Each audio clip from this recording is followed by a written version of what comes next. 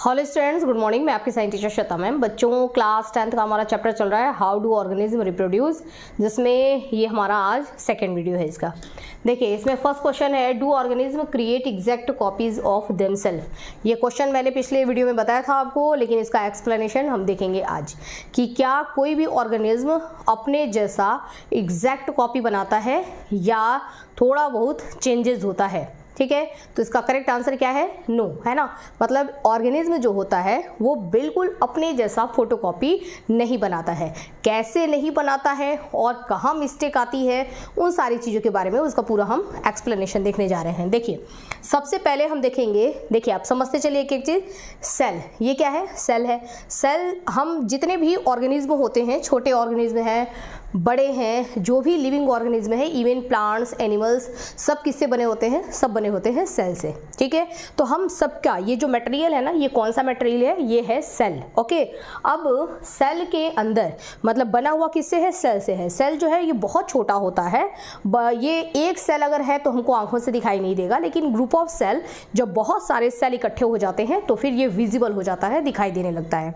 अब ये सेल है, सेल के अंदर क्या पाया जाता है? न्यूक्लियस, जो कि सेल को क्या करता है? कंट्रोल करता है। ठीक है, तो सेल के अंदर न्यूक्लियस होता है और न्यूक्लियस ही पूरे सेल पूरी जो होती है ये पूरा एक फैक्ट्री की तरह से होता है और इसमें बहुत सारे सेल ऑर्गेनेल्स पाए जाते हैं। ठीक है, जैसे इसमें माइटोकॉन्ड्रिया पाया जाता है, बहुत सारे हैं, एंडोप्लाज्मिक रेटिकुलम पाया जाता है, गोल्जी ऑपरेटस पाया जाता है, तो इसमें बहुत सारे सेल ऑर्गेनेल्स पाए जाते हैं।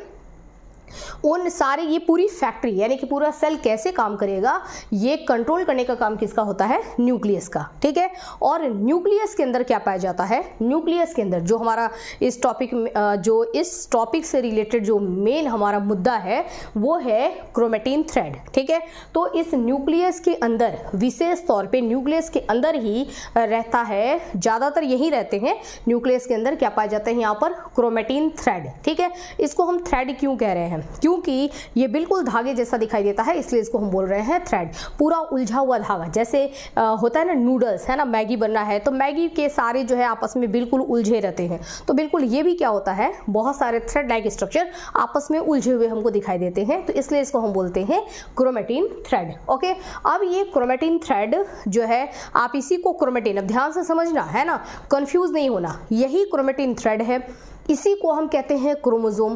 क्रोमोसोम ही डीएनए है, डीएनए ही जीन है, और जीन जो है वही हमारे हर एक फंक्शन के लिए रिस्पॉन्सिबल है। ठीक है, हमारा फेस कैसा होगा, हमारा हेयर कैसा होगा, हमारी आंखें कैसी होंगी, आंखों का कलर कैसा होगा, स्किन का कलर कैसा होगा, एवरीथिंग, मतलब हम जैसे भी हैं वो हमको बनाने के लिए रिस्पॉन्सिबल कौन होता है? वो रिस्पॉन्सिबिलिटी लिया है जीन ने। ठीक है, और जीन कहाँ पाया जाता है? डीएनए के अंदर। डीएनए कहाँ है? वो है क्रोमोसोम में। और क्रोमोसोम जब रेस्ट स्टेजेस में होते हैं, मतलब जब आराम करते हैं, तो वही किस फॉर्म में पाए जाते हैं, उनका एक अलग रूप होता है जिसको हम बोलते हैं क्रोमेटिन थ्रेड। ठीक है, तो इसमें कभी भी कंफ्यूज नहीं होना कि सब अलग अलग हैं, कोई अलग नहीं है, एक ही है। ठीक है, वही क्रोमेटिन थ्रेड है, वही क्रोमोसोम है। याद रखना, पहले मैं क्या बोल रही हूँ, भले लिख लो इसको, है ना, कि क्रोमेटिन थ्रेड है, वही क्रोमोसोम है, वही डीएनए है, वही जीन है, और वही क्या है? हमारे शरीर का कोई भी कैरेक्टर जो एक्सप्रेस होगा वो वही जीन ही, उस जीन के पास ही कोडॉन इंफॉर्मेशन होता है कि हमको चेहरा ऐसा बनाना है, आंखें ऐसी बनानी है, ठीक है, स्किन का कलर ये होना चाहिए। वो सारा इंफॉर्मेशन किसके पास होता है? वो होता है जीन के पास, क्योंकि जीन के पास क्या पाए जाते हैं? कोडॉन होते हैं। ठीक है, इतनी बात समझ में आ गई? तो देखो, ये हो गया हमारा न्यूक्लियस। न्यूक्लियस के अंदर है क्रोमेटिन थ्रेड, और क्रोमेटिन थ्रेड मतलब डीएनए, मैंने भी आपको बताया। ठीक है, इसी में होता है डीएनए। अब होगा क्या? अब ये डीएनए किस तरीके से कैरेक्टर को एक्सप्रेस करेगा? जैसे अभी मैंने आपको बताया कि हर जीन के पास इंफॉर्मेशन होता है कि हमारा कोई भी कैरेक्टर बनाता कौन है? ये जीन बनाते हैं। अब कैसे बनाते हैं वो एक स्टेप देखते हैं। देखिए, शॉर्टकट में देखेंगे कि ये जो डीएनए है ना, सबसे पहले ये डीएनए क्या करता है? ये रहा हमारा डीएनए। ठीक है, डीएनए क्या करेगा कि अब में ना डीएनए का स्ट्रक्चर डिटेल में नहीं है, तो केवल आप बस जान लो कि ऐसा डीएनए होता है। जितनी इंफॉर्मेशन इसमें दी हुई है काफ़ी है। ठीक ठीक है, अदरवाइज डीएनए का स्ट्रक्चर काफ़ी कॉम्प्लिकेटेड होता है। तो देखिए ये क्या है, डीएनए। तो डीएनए क्या करेगा, सबसे पहले ये बनाता है एमआरएनए। क्या बनाएगा, एमआरएनए बनाएगा, ठीक है। तो डीएनए ने बनाया एमआरएनए, और एमआरएनए, आरएनए क्या है, आरएनए सिंगल स्ट्रैंड, मतलब देखो इसमें ये सिंगल स्ट्रैंड स्ट्रक्चर होता है ये, और डबल भी हो सकता है बट डबल अनस्टेबल होता है, स्टेबल फॉर्म इसका होता है सिंगल। और डीएनए जो होता है इसमें डबल स्ट्रैंडेड स्ट्रक्चर होता है, 2 स्ट्रैंड पाए जाते हैं, ठीक है। ये दोनों strand double stranded structure DNA stable होता है, ठीक है। स्टेबल का मतलब ये इसी रूप में ज़्यादा अपने आप को कंफर्टेबल करते हैं, ये स्टेबल है, मतलब ऐसे ये ज़्यादा हमको देखने के लिए मिलते हैं, ओके। अब इस डीएनए ने बनाया एमआरएनए, आरएनए बनाया, ठीक है। अब आप सोचेंगे आरएनए क्या है, तो डीएनए का ही आप समझ लो कि आरएनए, डीएनए अपना काम करवाने के लिए अपने, डीएनए राजा है तो राजा ने सेनापति रखा है कि अब उसने सेनापति को बुलाया और काम दे रहे हैं कि तुम जाकर के ये काम करो, ठीक है। वो सेनापति कौन है, वो है आरएनए, ओके। तो ये डीएनए ने बनाया आरएनए को। डीएनए का फुल फॉर्म होता है डीऑक्सीराइबोन्यूक्लिक एसिड, ठीक है। आरएनए का फुल फॉर्म होता है राइबो न्यूक्लिक एसिड, ठीक है। इसमें आगे एम लगा है, एम का मतलब होता है मैसेंजर आरएनए, ठीक है। तो ये डीएनए ने क्या बनाया, मैसेंजर आरएनए बनाया, और डीएनए से आरएनए का बनना, ये जो प्रोसेस होता है इसको हम बोलते हैं ट्रांसक्रिप्शन। तो हुआ क्या, ट्रांसक्रिप्शन हो गया, ठीक है। यानी कि सेनापति आ चुके हैं, है ना। अब ये सेनापति कहेंगे कि भाई मैं अकेले तो काम नहीं कर सकता, मुझे क्या चाहिए, मुझे, मैं हूँ ही सेनापति, तो मुझे क्या चाहिए, सेना चाहिए, ठीक है। काम करवाने के लिए क्या चाहिए, मुझे सेना चाहिए। तो इनको बोला गया है कि भाई ठीक है, आपको जो भी सेना चाहिए वो सारा सेना, आपको सब कुछ मिल जाएगा सेल के अंदर। तो ये जो एमआरएनए बने हैं ना, ये एमआरएनए यहाँ से होते हुए कहाँ जाते हैं, इस सेल के साइटोप्लाज्म में आ चुके हैं, ठीक है। सेल के बाहर में ना साइटोप्लाज्म होता है, तो यहाँ आ गए ये सेनापति। अब सेनापति बोलते हैं कि मुझे हेल्पर चाहिए, वो जो मेरी सेना होगी वो सेना कौन कौन होगी। तो मेरी सेना एक तो होगी राइबोसोम, एक मेरी सेना होगी टीआरएनए, एक मेरी सेना होगी एमआरएनए, ठीक है। तो सॉरी आरआरएनए, है ना। तो ये है सेनापति, मैसेंजर आरएनए है। मैसेंजर आरएनए को चाहिए ट्रांसफर आरएनए, ठीक है। तो टीआरएनए चाहिए इनको, टीआरएनए ये है ना, टीआरएनए चाहिए। उसके बाद इनको क्या चाहिए, इनको चाहिए ये आरआरएनए, ठीक है। ये मैसेंजर आरएनए तो ये खुद ही है, इनको चाहिए आरआरएनए। तो देखो इनको चाहिए राइबोसोम, ठीक है। देखो ये plus ribosome plus tRNA plus rRNA, ये मैंने प्लस लिखा है, ठीक है, कि इनको ये सब मिल करके, मतलब ये तो हो गए हमारे सेना, और प्लस इसमें कौन है, हाँ ये राइबोसोम, इनको चाहिए इनकी सेना। उसके बाद इनको टीआरएनए चाहिए, और प्लस इनको चाहिए आरआरएनए, ठीक है। Transfer RNA, ribosomal RNA, ribosome और एमआरएनए मैसेंजर आरएनए ये खुद है, ठीक है।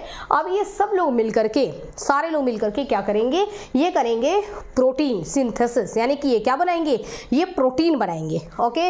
अब ये सब मिल करके पूरी सेना, देखो यहाँ से लेकर के, है ना, और यहाँ तक ये सब मिल करके, और ये क्या करेंगे, ये एक प्रोसेस को अंजाम देंगे जिसको हम बोलते हैं प्रोटीन सिंथेसिस, ठीक है। यानी कि ये क्या बनाएंगे, प्रोटीन बनाएंगे, है ना। तो इन्होंने क्या किया, प्रोटीन सिंथेसिस, ठीक है। प्रोटीन सिंथेसिस को आप दूसरा क्या बोल सकते हैं, इसको आप बोल सकते हैं ट्रांसलेशन, ठीक है। क्या बोलेंगे, ट्रांसलेशन, ठीक है। तो ट्रांसलेशन यानी कि इन्होंने प्रोटीन सिंथेसिस किया और ये बन करके तैयार हो गया कौन, प्रोटीन, ठीक है। तो देखो अब ये यहाँ तक बात समझ में आ गई, बना क्या, प्रोटीन।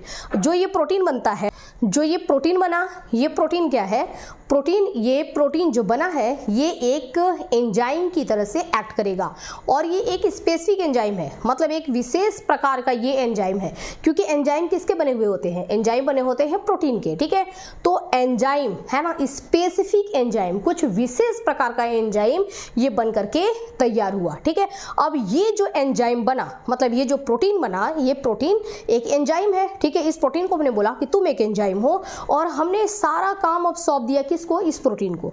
हमने बोला अब जो भी काम करना है तुमको ही करना है, ठीक है। तो आप ध्यान से सुनो, ये जो राजा थे डीएनए, इन्होंने सेनापति को बुलाया, सेनापति ने अपनी सेना तैयार की, और सेना तैयार करके इन्होंने युद्ध लड़ा, यानी कि प्रोटीन सिंथेसिस किया, ट्रांसलेशन किया, और युद्ध लड़ने के बाद विजय हुई और बना प्रोटीन, मतलब उन्होंने कुछ जीत लिया, ठीक ठीक है, वो जो जीता वो प्रोटीन है। अब उस प्रोटीन को ये काम दिया गया है, ये एक स्पेसिफिक प्रोटीन है जो जीता इन्होंने, कुछ विशेष जगह थी, अब इनको काम दिया गया है कि अब तुमको ये काम करना है। ये जीता हमने इसीलिए है, मतलब ये प्रोटीन हमने इसलिए बनाया है ताकि शरीर के अंदर ये काम परफॉर्म हो सके। ठीक है, तो एक विशेष काम को परफॉर्म करने के लिए आपको बनाया गया है और हम आपको कहते हैं कि आप कौन है, आप एंजाइम है। ठीक है, एंजाइम है ना, आप ये वाला काम करेंगे। ओके, अब ये जो एंजाइम है ये control the function of cell. अगर सेल के किसी फंक्शन को कंट्रोल करने के लिए इस एंजाइम को बनाया गया है, किसी काम को अंजाम देने के लिए इस एंजाइम को बनाया गया है, तो वो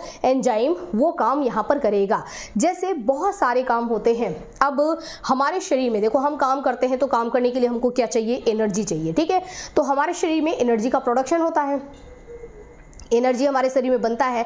अब ये एनर्जी एटीपी का एनर्जी जो होता है वो एटीपी के फॉर्म में बनता है। ये जो एनर्जी बन रहा है, क्या ये एनर्जी बहुत आसानी से बन जाता है? नहीं। आपने देखा है कि इसमें हमने पढ़ा है इसको, है ना, ब्रीदिंग लाइफ प्रोसेस चैप्टर में, कि ये एनर्जी का बनना, एटीपी का बनना एक लंबा प्रोसेस होता है। इसमें पहले होता है, सबसे पहले होता है ग्लाइकोलाइसिस। आपने देखा था कि ग्लूकोज से पायरुविक एसिड बनता है। ठीक है, फिर वो जाता है माइटोकॉन्ड्रिया के अंदर, वहाँ पर क्रेब्स साइकिल होता है, इलेक्ट्रॉन ट्रांसपोर्ट सिस्टम होता है। तो इन सारे काम में क्या वहां पर कोई एंजाइम नहीं होते हैं? ये काम ऑटोमेटिक अपने आप होगा कैसे? कौन करेगा इनको कंट्रोल? हमारे शरीर को अभी कौन कंट्रोल कर रहा है? हमारा ब्रेन। तो इस सेल में जो ये काम हो रहा है कि इसके बाद यही बनना चाहिए, इसके बाद ये बनना चाहिए, उसके बाद जो बना पायरुविक एसिड, उस पायरुविक एसिड को माइटोकॉन्ड्रिया के अंदर जाना है। भाई कैसे पता कि पायरुविक एसिड को माइटोकॉन्ड्रिया के अंदर जाना है? ठीक है, तो हर काम करने के लिए क्या होते हैं, स्पेसिफिक एंजाइम होते हैं। ओके, ये स्पेसिफिक एंजाइम ही बताते हैं कि इनको किस स्टेप के बाद क्या काम करना है। तो पूरे सेल के फंक्शंस को कंट्रोल करने के लिए विशेष प्रकार के एंजाइम की जरूरत होती है, जो एंजाइम इस मेथड के द्वारा बनाया जाता है। ठीक है, हर बार यही प्रोसेस होता है। ओके, अब देखो यहाँ पर कैसे पता कि हम कौन सा, मतलब हमला हम कहाँ कर रहे हैं, इनको कैसे पता कि हमको कौन सा एंजाइम बनाना है। ठीक है, हमको कौन सा प्रोटीन बनाना है। भांति भांति के प्रोटीन होते हैं। ठीक है, आप प्रोटीन को अगर समझना चाहो तो मान लो कि एक मोती का माला है। ठीक है ना, अब मोतियों के माले में पहले हमने कहा कि भाई हमने ना 3 रेड लगा दिए हैं और फिर हमने यहाँ पर 2 ये लगा दिए हैं। ठीक है, बीच में हमने एक ब्लैक कलर का मोती लगाया है। ठीक है, और फिर हमने 2 ब्लू कलर के मोती लगाए हैं और फिर हमने 3 जो है वो रेड कलर का मोती लगाया और इस तरीके से हमारी माला बनकर के तैयार हो गई। ये तो मैंने डिजाइन किया है। ठीक है, ये डिजाइन एक डिजाइन है। आप डिजाइन को चेंज कर दो, आप ऐसे कर दो कि 2 ये रहेंगे, फिर एक ब्लू वाला रहेगा, फिर एक रेड रहेगा, फिर एक ब्लू रहेगा, फिर ब्लैक रहेगा। इसमें आप सिर्फ इस एक माला को आप सोचो कि आप कितने तरीके से इसको गूंथ सकते हो। ठीक है, आप डिफरेंट उसका डिजाइन बना सकते हो, है ना। जितने हर कलर को चेंज कर दो, उसका अलग बना दो पैटर्न, अलग पैटर्न आपने बना दिया, अलग माला तैयार हो गया।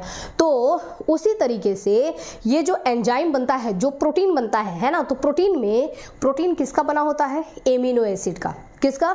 एमिनो एसिड का, है ना। जो प्रोटीन बनता है उसकी यूनिट क्या है? Amino acid. मान लो कि ये प्रोटीन है। ठीक है, तो प्रोटीन में ये एक जो ये मोती है ना, ये मोती कौन है?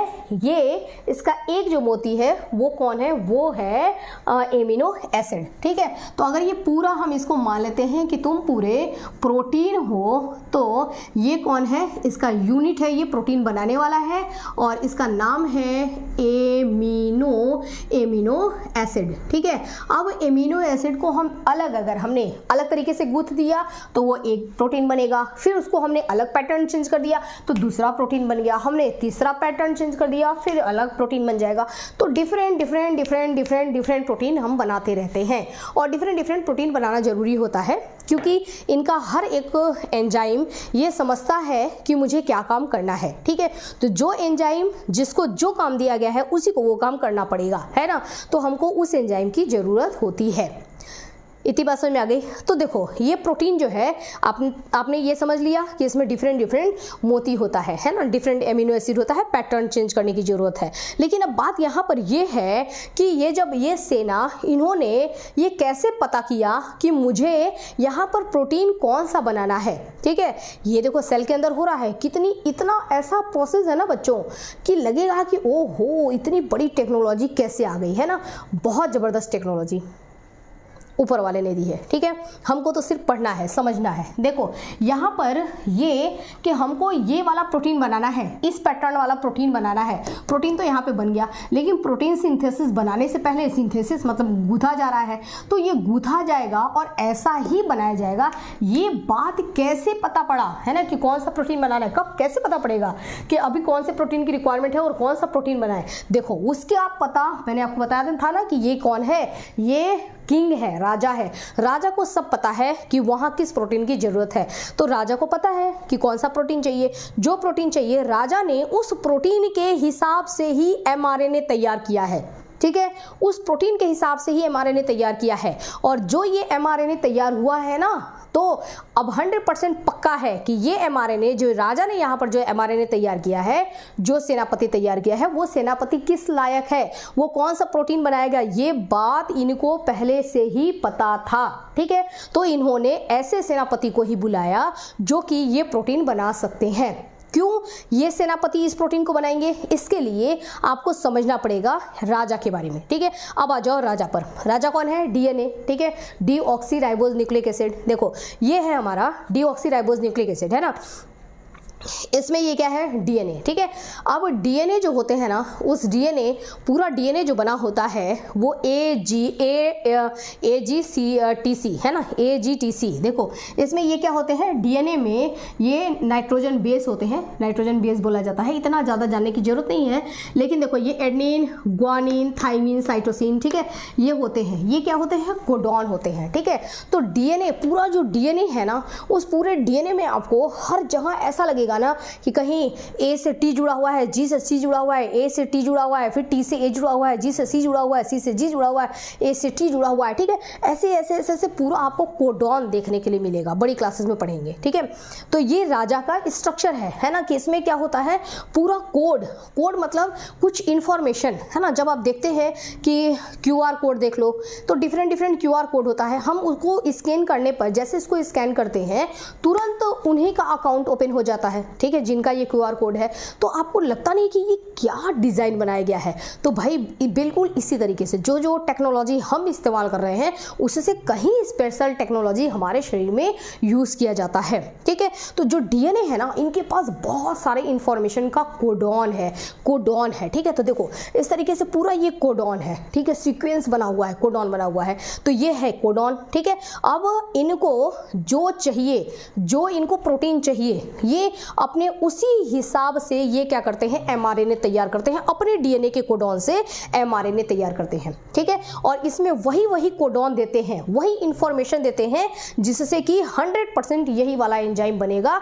इस बात के लिए डीएनए एकदम श्योर है कि यही वाला प्रोटीन बनना है और ये प्रोटीन ये वाला काम करेगा, ठीक है। तो देखो जो हमारे डीएनए है ना, इनके पास बहुत सारे कोडॉन होते हैं, और कोडॉन के अंदर छुपा होता है इंफॉर्मेशन। क्या छुपा होता है, इंफॉर्मेशन। बताया मैंने भी आपको कि कोडॉन के बेसिस पर ही ये बनता है, और इसी से तो यहाँ पर प्रोटीन बन रहा है, ठीक है। तो एक इंफॉर्मेशन छुपी होती है किसके अंदर, कोडॉन से, है ना। कोडॉन के अंदर इंफॉर्मेशन छुपी होती है, लेकिन हमको समझ में नहीं आ पाएगा कि ये कोडॉन है, ये कौन सा इंफॉर्मेशन लेके आ रहा है, ठीक है।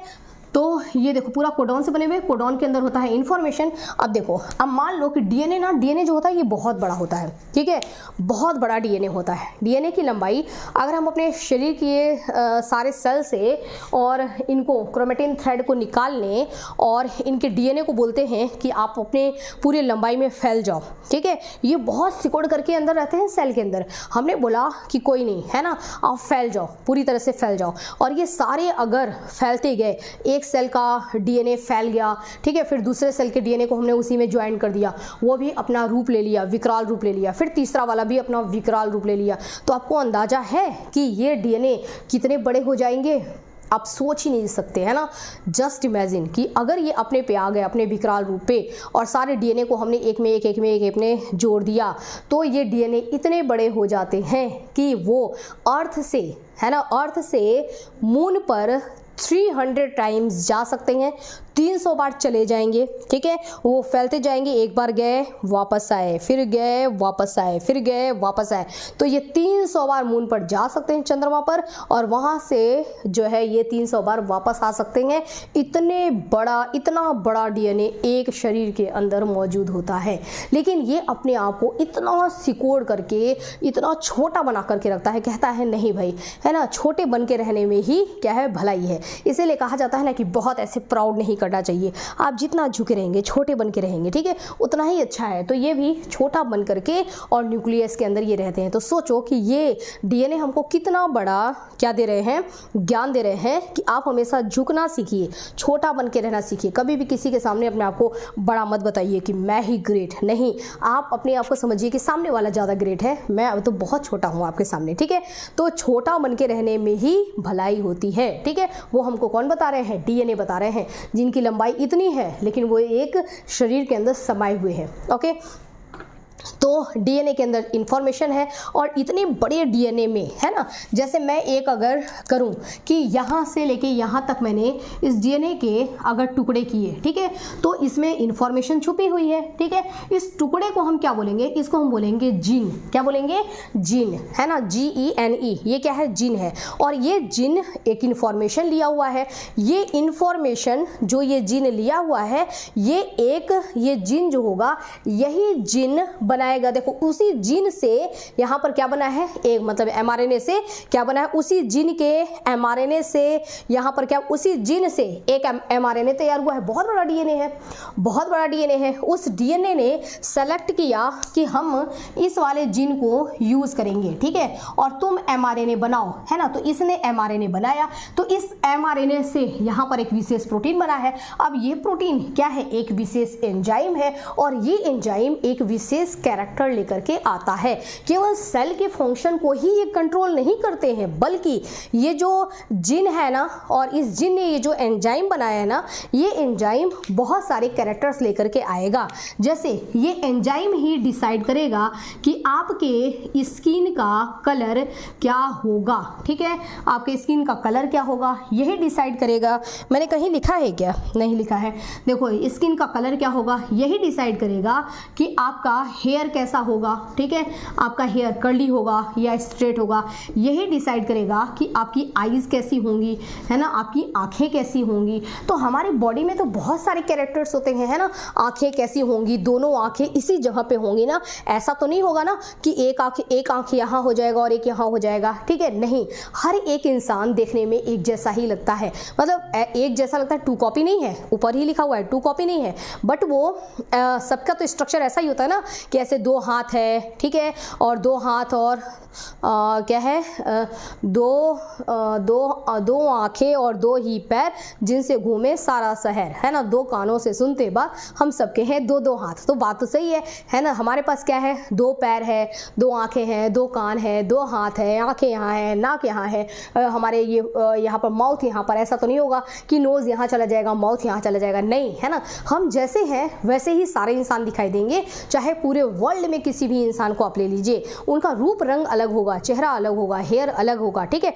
उनके आईज का कलर अलग हो सकता है, बट आंखें तो यही होंगी, नाक तो यही होगा, है ना, माउथ यही होगा, उसके भी एक ही हार्ट होगा, 2 लंग्स होंगे, 2 किडनी होगा, सब कुछ सिमिलर होगा जैसे इंसानों में होता है, ठीक है। ये कौन बताता है कि सब कुछ ऐसा ही होना चाहिए, ये सब हमारा ये स्पेसिफिक एंजाइम यानी कि प्रोटीन, इसने ही डिसाइड किया है। लेकिन प्रोटीन की कमांड किसके हाथ में है, प्रोटीन की कमांड, है ना, जो स्पेसिफिक कैरेक्टर ये दे रहा है कि मैं स्किन का कलर इनका ये बनाऊंगा, मैं इनका हेयर ऐसा बनाऊंगा, मैं इनका जो है आंखें ऐसी होंगी, कान इनके ऐसे होंगे, इनकी आवाज़ ऐसी होगी, ये पूरा हमारा जो रूपरेखा तैयार किया है वो तैयार करने वाला तो एंजाइम है, ठीक है। लेकिन एंजाइम की कमांड किसके हाथ में है, जीन के हाथ में है, ठीक है। तो एंजाइम की कमांड कहाँ है, जीन। और जीन कौन है, जीन डीएनए का ही एक छोटा सा सेगमेंट, छोटा सा हिस्सा डीएनए का। डीएनए इतना बड़ा है, उतने बड़े डीएनए में एक छोटा सा हिस्सा जो है वही क्या है, वही है जीन। ठीक है, तो जीन क्या है, एक्चुअल में डीएनए है। डीएनए क्या है, एक्चुअल में क्रोमोसोम है। ठीक है, डीएनए को अगर हम अब क्रोमोसोम का लिखें तो देखो ये डीएनए क्या है, डीएनए ये देखो क्रोमोसोम है। ओके, और क्रोमोसोम एक्चुअल में क्या है, वो है क्रोमेटिन थ्रेड। तो ये देखो क्रोमोसोम है और ये क्या है, ये है क्रोमेटिन थ्रेड। बात आपको समझ में आ गई। तो इस तरीके से अलग अलग कैरेक्टर बनते हैं। बात ये हो गई कि हम एक जैसे दिखाई कैसे देते हैं। ये देखो काफ़ी बड़ा लेक्चर हो गया, लेकिन आपको समझ में आ गया होगा सारी बात कि हमारे शरीर में जो भी एक एक कैरेक्टर एक्सप्रेस होता है, जो भी कैरेक्टर आता है वो कैरेक्टर कैसे आता है, अभी तो हमने सिर्फ ये पढ़ा। अब उसके आगे बात होती है कि ये यहाँ पर जो पूछा है कि सारे ऑर्गेनिज्म जो हैं वो क्या एक जैसे दिखाई देते हैं, तो मैंने कहा नहीं, एक जैसे नहीं होते हैं। ठीक है, अब वो क्यों नहीं होते हैं, अब उसके बारे में देखो। पहले हमने ये पढ़ लिया कि कैरेक्टर्स आते कैसे हैं, ये यहाँ से यहाँ तक कैरेक्टर्स आने का एक्सप्लेनेशन हो गया। ठीक है, अब यहाँ देखिए, देखो कोई भी नया ऑर्गेनिज्म बनने के लिए सेल डिवीजन होता है। ठीक है, हमको नया सेल चाहिए तभी तो नया ऑर्गेनिज्म बनेगा। ठीक है, वो हम सेक्सुअल रिप्रोडक्शन में बहुत अच्छे से पढ़ेंगे। लेकिन एसेक्सुअल रिप्रोडक्शन की अगर हम बात करें, एसेक्सुअल रिप्रोडक्शन, तो उसमें जैसे एक अमीबा है ना, एक अमीबा से दो अमीबा बन गया, तो एक मदर अमीबा से और दो डॉटर अमीबा बन गया। मान लो कि ये अमीबा ही है ना, ये जो है एग्जाम्पल जो मैंने लिया है ये अमोईबा है। ठीक है, ये कौन है, अमोईबा यानी कि अमीबा। ये एक मदर अमीबा है, मदर अमीबा ने दो डॉटर अमीबा को जन्म दिया। ठीक है, तो एक से कितने बन गए, दो। अब ये वाला तो खत्म हो गया, बन गए दो, लेकिन संख्या तो इनकी बढ़ गई, एक से बन गए दो। ठीक है, फिर ये वाला भी दो बनाएगा, ये वाला भी दो बनाएगा, फिर इनकी संख्या बढ़ जाएगी। इस तरीके से अमीबा अपना जनरेशन कंप्लीट करता रहता है, यानी कि अमीबा क्या करेगा, अपनी संख्या को बढ़ाता रहता है। ठीक है, तो देखो यहाँ एक अमीबा से दो अमीबा बना। अब यहाँ पर बात यही, बस अब क्वेश्चन का आंसर कि क्या ये अमीबा जो है, बिल्कुल ये दोनों अमीबा जो बने हैं डॉटर अमीबा, क्या ये दोनों डॉटर अमीबा बिल्कुल मदर अमीबा जैसे होंगे? ऐसा होगा क्या कि जैसे बिल्कुल हम मशीन में लगा देते हैं, फोटोकॉपी करते हैं, क्या इसकी फोटोकॉपी करेंगे, बिल्कुल फोटोकॉपी होगा क्या? नहीं, फोटोकॉपी नहीं होगा। ठीक है, इसमें थोड़ा बहुत आपको देखने से लगेगा कि बिल्कुल एक जैसा ही है, आपको देखने से तो बाहर से फर्क लगेगा ही नहीं। ठीक है, एकदम आपको लगेगा कि सेम टू सेम है, क्योंकि हम इंसान हैं, अपनी आंखों से देख रहे हैं। नहीं, अपनी आंखों से तो नहीं देख सकते हैं, मतलब मशीन से देख रहे हैं, माइक्रोस्कोप से देख रहे हैं, इलेक्ट्रॉन माइक्रोस्कोप से देख रहे हैं, लेकिन हमको इसमें फर्क नजर नहीं आएगा। बट इसमें फर्क हुआ, कहाँ फर्क हुआ, अंदरूनी फर्क हुआ। ठीक है, अंदर में कुछ न कुछ तो फर्क हुआ है। ठीक है, तो अमीबा देखने में एक जैसा लगेगा, लेकिन ये फोटोकॉपी नहीं है। ओके, अब फोटोकॉपी क्यों नहीं है उसके बारे में थोड़ा सा हम डिटेल पढ़ेंगे। देखिए, और एक और बात, यहाँ पर मैंने अमीबा को बोला मदर सेल। ठीक है, कि ये मदर सेल है जो डिवाइड होने जा रहा है। जो दोनों ये बने, ये इन दोनों को मैं कह रही हूँ डॉटर सेल। ठीक है, इन दोनों को मैंने कहा कि तुम दोनों डॉटर सेल हो, मतलब मदर अमीबा से दो डॉटर अमीबा बन रहे हैं। ठीक है, ये इनको मैं क्या कह रही हूँ, इनको मैं कह रही हूँ कि तुम मदर सेल डॉटर सेल हो। मैंने सन सेल क्यों नहीं बोला? ठीक है, क्या डॉटर सेल ही बनेंगे, सन सेल नहीं बनेंगे, है ना? ये क्वेश्चन मैं आप पर छोड़ रही हूँ। अगर आपको आंसर पता हो कि इसको मदर सेल ही क्यों कहा जाता है, बनने वाली सेल को डॉटर सेल ही क्यों कहा जाता है, ये आंसर पता है तो कमेंट में जरूर बताइएगा। अब देखिए, यहाँ पर ये एग्जैक्ट कॉपी नहीं बन रहे हैं। कारण ये कि जब एक मदर सेल है, ठीक है, अमीबा एक मदर सेल है, जब ये दो डॉटर सेल में बनेगा ना, तो सबसे पहले इस सेल में के अंदर जितनी भी चीजें हैं, ठीक है, उन सारी चीजों का डुप्लीकेट तैयार होगा। ठीक है, मतलब सबको double double double double double double किया जाएगा, डबल डबल किया जाएगा। उसके बाद इसमें और इसमें वो इक्वल अमाउंट में बांट दिया जाएगा। समझ आया आपको? एकदम उसको डबल करना जरूरी है, क्योंकि उतनी ही चीजें यहाँ भी चाहिए, उतनी ही चीजें यहाँ पर भी चाहिए। ठीक है, दोनों में बिल्कुल भी ऐसा नहीं होगा। जैसे देखो, जैसे अभी मैंने बात किया कि भाई एक इंसान की दो संतान है या चार संतान है, ठीक है, तो भी सारी संतान की तो दो आंखें होती हैं ना, सारी संतान के दो कान होंगे ही ना, मतलब सबको तो समान चीजें मिली है ना। तो बिल्कुल यहाँ पर भी वही होगा कि सबको इक्वली डिस्ट्रीब्यूट करना है, सामान जो भी रहेगा ना वो बराबर बराबर बंटना चाहिए। लेकिन ये मदर अमीबा कहती है कि भाई मेरे पास तो एक ही न्यूक्लियस है, दोनों में से किसको मैं न्यूक्लियस दूं? तो ये कहता है मुझे चाहिए, ये कहता है मुझे चाहिए। तो फिर इसने सोचा है ना, फिर कहता है कि कि माइटोकॉन्ड्रिया तो मेरे पास, मान लो सपोज करो ये कह रहा है माइटोकॉन्ड्रिया तो मेरे पास 4 हैं, अरे 10 हैं, है ना, किसको कितने माइटोकॉन्ड्रिया दूं, ये कह रहा है मुझे 6 चाहिए, वो कह रहा है मुझे 4 चाहिए, है ना। यहाँ पर ना बहुत झोल-झाल हो गया। तो इस अमीबा ने, मदर सेल ने डिसाइड किया कि सबसे पहले मेरे पास जितने भी सामान हैं उन सारे सामान की मैं डुप्लीकेट बनाऊंगी, ठीक है। तो इसने एक न्यूक्लियस से 2 न्यूक्लियस बनाया, 10 माइटोकॉन्ड्रिया से 20 माइटोकॉन्ड्रिया बनाया, ठीक है। अब गोल्जी कॉम्प्लेक्स मान लो इसके पास रहे होंगे, इसके पास मान लो 2 गोल्जी कॉम्प्लेक्स थे, तो इसने 2 गोल्जी कॉम्प्लेक्स को 4 में कन्वर्ट किया, ठीक है। सारी चीज़ों को इसने क्या किया, बाकायदे डबल बनाया और एकदम इक्वल पार्टीशन किया कि आधा तुम ले लो और आधा तुम ले लो, कोई झगड़ा नहीं, समझ आया। तो इसकी सारी चीज़ें इसमें दोनों में मिलेंगी। उसके लिए क्या करना पड़ता है, सब कुछ डबल करना पड़ता है। जब सब कुछ डबल होगा तो सबसे पहले तो राजा को डबल करेंगे, ठीक है। तो डीएनए, सबसे पहले डीएनए रेप्लिकेशन होगा, मतलब डीएनए को डबल किया जाएगा, ओके। और डीएनए ही राजा है एक्चुअल में। डीएनए ने ही डिसाइड किया कि एक मदर सेल से 2 बनाना जरूरी है ताकि जनरेशन इनका अमीबा का बना रहे। ऐसा ना हो कि अमीबा जो है वो धरती से खत्म हो जाए, ठीक है। तो अमीबा बने रहें, इसके लिए जरूरी है कि हम क्या करें कि 2 अमीबा बना दें, ठीक है, इनको आगे बढ़ाते रहें। तो डीएनए रेप्लिकेशन होगा, डीएनए रेप्लिकेशन होगा, एक डीएनए से बनेंगे कितने डीएनए, 2 डीएनए बन गए, ठीक है। जितने डीएनए रहेंगे सब रेप्लिकेट करेंगे और सारे डीएनए, मतलब इस डीएनए का कॉपी तैयार हो, इस डीएनए का दूसरा कॉपी तैयार हो गया, इस डीएनए का दूसरा कॉपी तैयार हो गया, इस डीएनए का दूसरा कॉपी तैयार हो गया। बहुत सारे डीएनए होते हैं। जैसे इंसानों की बात करें तो हमारे अंदर ये क्रोमोसोम की संख्या कितनी है, हमारे अंदर क्रोमोसोम की संख्या है 46, ठीक है, 46 क्रोमोसोम की संख्या है। तो मान लो इसके पास जितने भी डीएनए हैं वो सारे के सारे डीएनए क्या करेंगे, रेप्लिकेट करेंगे और 2-2 बनाएंगे। तो सबने रेप्लिकेट करके 2-2 बना लिया, ठीक है। और ये कब हो रहा है, डिवीजन ऑफ सेलुलर। और बाकी भी जो सेल के अंदर जो चीजें हैं, जैसे भी मैंने आपको बताया कि माइटोकॉन्ड्रिया होगा वो भी डबल बनेगा, गोल्जी ऑपरेटस है वो भी डबल है, कॉन्ट्रैक्टाइल वैक्यूल इनके पास होता है वो भी डबल होगा, सब चीजें डबल होंगी। तो डिवीजन ऑफ सेलुलर कंपोनेंट, सारे सेलुलर कंपोनेंट का भी डिवीजन किया जाएगा और सबको पहले डबल किया जाएगा, ठीक है। ट्रांसफर इन डॉटर सेल, और डबल करने के बाद इनको डॉटर सेल में ट्रांसफर कर दिया जाएगा, ठीक है। अब जब लेकिन सब कुछ एकदम सेम, इनके हिसाब से कोई भी भेदभाव नहीं हुआ है, लेकिन भेदभाव होना स्वाभाविक है। क्यों? क्योंकि देखो जब यहाँ पर डीएनए का रेप्लिकेशन हो रहा था, मतलब एक डीएनए से जब 2 डीएनए बन रहा है तो उस समय क्या होता है, इतनी कोडॉन, इतना लंबा डीएनए और इतना सीक्वेंस लगा हुआ है, कहीं तो मिस्टेक होगी ना, कहीं तो हल्का सा बनाने में मिस्टेक हो जाएगी और कहीं पर कोडॉन उल्टा हो सकता है, कहीं पर इन मोतियों में क्या हो सकता है, डीएनए के अंदर भी कोडॉन है, ठीक है। अब मान लो कहाँ बताऊँ मैं, जगह कहीं है डीएनए, मान लो कि डीएनए है, अब डीएनए में बहुत सारे कोडॉन लगे हुए हैं, ठीक है। अब इसमें कुछ इस तरीके का कोडॉन लगा था कि ए टी जी सी, उसके बाद वापस ए टी जी, ठीक है, ये वाला मान लो कि डीएनए है, ओके। अब जब दूसरा डीएनए बना तो वहाँ पर थोड़ी मिस्टेक हो गई, है ना। मिस्टेक में क्या हुई कि अब इस वाले के अंदर क्या बन गया, कुछ ऐसा ए टी बनाने की कोशिश किया, यहाँ पर बस थोड़ी सी मिस्टेक हो गई, यहाँ इसने सी को पहले कर दिया और जी को बाद में कर दिया, बाकी सब कुछ वापस सेम टू सेम ले लिया, ठीक है।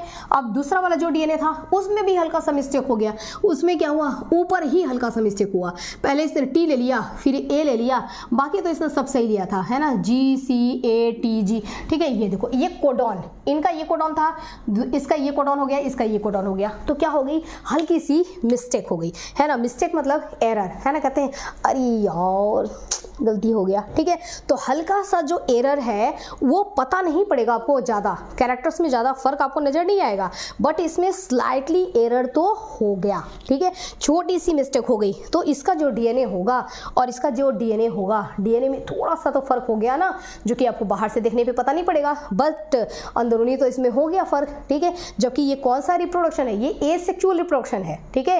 एसेक्सुअल मतलब एक ही अमीबा से 2 बन रहे हैं, यहाँ पर 2 अमीबा की जरूरत नहीं थी कि एक मदर अमीबा एक फादर अमीबा, कोई मतलब डीएनए इनको ही जो उसको डबल करना था, केवल डिस्ट्रीब्यूट करना था, इसमें ही यहाँ पर डीएनए का कॉपी होने में ही एरर हो गया, है ना। इतना छोटा सा ये एरर था, तो वेरी स्मॉल वेरिएशन, एकदम छोटा सा, इतना छोटा सा चेंजेस आएगा, वेरिएशन का मतलब चेंजेस, वेरिएशन मतलब चेंजेस, ठीक है। ये इतना छोटा सा चेंजेस हुआ कि इस चेंजेस को तो ये दिखाई तो देगा नहीं, है ना, हल्का सा डीएनए में चेंजेस हो गया, ज़्यादा फर्क नहीं पड़ेगा, दिखाई नहीं देगा, लुक्स लाइक सिमिलर, देखने में हमको कैसे लगेंगे, ये बिल्कुल एक जैसे ही लगेंगे, एकदम सिमिलर लगेंगे, बट हल्का सा डिफरेंस तो हो गया। और यही जो वेरिएशन होगा, जो चेंजेस होगा, आज छोटा सा चेंज हुआ, कहते हैं ना कि छोटी छोटी गलतियां जो करता है अगर उसको वही नहीं टोका गया तो वही गलती एक दिन एक बड़े कोई बड़े क्राइम का रूप ले लेती हैं। बस वही चीज़ यहाँ पर वेरिएशन हुआ, वेरिएशन मतलब चेंजेस, है ना। जो चेंजेस हुआ